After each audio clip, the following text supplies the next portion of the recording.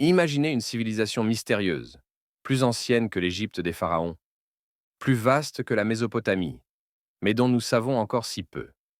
Une société urbaine avancée, bâtissant des villes géométriquement parfaites, maîtrisant l'eau comme personne, et laissant derrière elle des énigmes que nous tentons encore de résoudre aujourd'hui. Bienvenue dans le monde fascinant de la civilisation de l'Indus. Vers 2600 avant J.C., sur les rives de l'Indus et du Sarasvati, naît une des premières grandes civilisations humaines.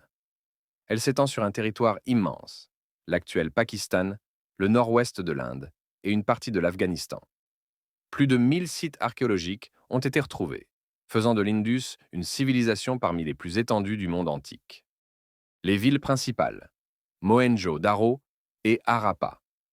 Urbanisme surprenant. Rues droites, maisons en briques cuites, égouts souterrains.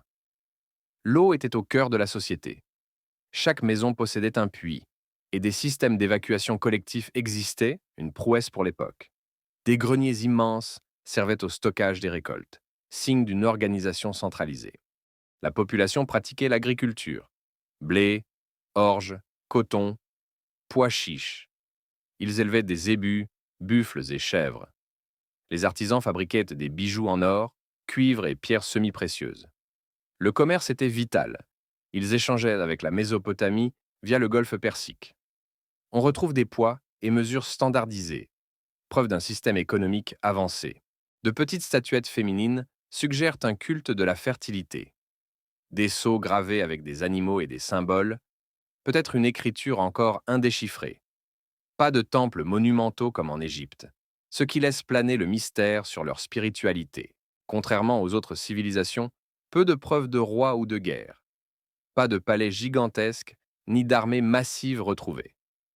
La société semblait plutôt égalitaire et pacifique, centrée sur la communauté. Vers 1900 avant JAC, la civilisation décline mystérieusement.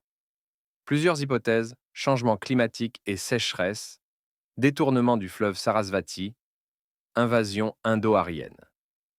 Les villes furent peu à peu abandonnées, laissant derrière elles un silence archéologique.